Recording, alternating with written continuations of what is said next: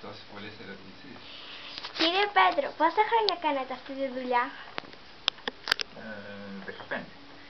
Πώς αποφασίσατε να ασχοληθείτε με αυτή τη δουλειά, ποια ήταν η αφορμή? Η αφορμή είναι ότι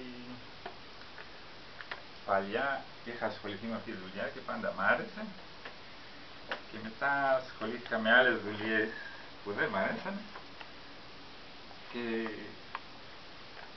τελικά εδώ στην Πάρο βρήκα ευκαιρία να κάνω αυτή τη δουλειά και ξεκίνησα.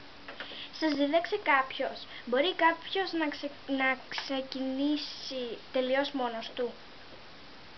Ναι. Εγώ ξεκίνησα σχεδόν τελείως μόνος μου. Είχα μόνο μερικά μαθήματα από μια θεία μου που έκανε αυτή τη δουλειά. Για χόμπι όμως, όχι για δουλειά. Σας αρέσει η δουλειά σας? Ναι, μου αρέσει γιατί κάθε μέρα κάνω κάτι άλλο. Με τι υλικά φτιάχνει το πυλός? Θέλει ειδικό χώμα? Ο πυλός, όχι, είναι χώμα που βγαίνει από τη γη σε συγκεκριμένα μέρη και μετά το καθαρίζουν. Έχει μια διαδικασία να το καθαρίσουν, αλλά μετά είναι έτοιμο. Δεν θέλει τίποτα. Σε κάθε χώρα υπάρχει, παντού. Πόση ώρα σας παίρνει για να φτιάξετε ένα αντικείμενο, από τι εξαρτάται? Από τη δυσκολία. Ναι. Αν γίνει λάθος, είναι εύκολο να διορθωθεί? Όχι, δεν χρειάζεται να διορθωθεί, γιατί εμείς όταν γίνει λάθος το χαλάμε, το ξαναζυμώνουμε και ξαναρχίζουμε. Πόσα αντικείμενα φτιάχνετε σε μια μέρα?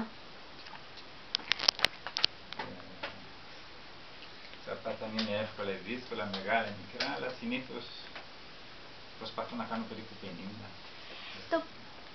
Το ψήσιμο πόσο διαρκεί και σε ποια θερμοκρασία τα ψήνετε? Διαρκεί το ψήσιμο αρκετές ώρες, περίπου 10 ώρες, και τα ψήνουμε μέχρι 1050 βαθμούς και μετά θέλει ο φούρνος πάλι πάνω από 12 ώρες να ξανακριώσει και μετά μπορούμε να τα βγάλουμε. Δηλαδή ο όλος κύκλος είναι 28-25 ώρες. Μετά το ψήσιμο, ποια διαδικασία ακολουθείτε για να ολοκληρωθεί το κάθε αντικείμενο?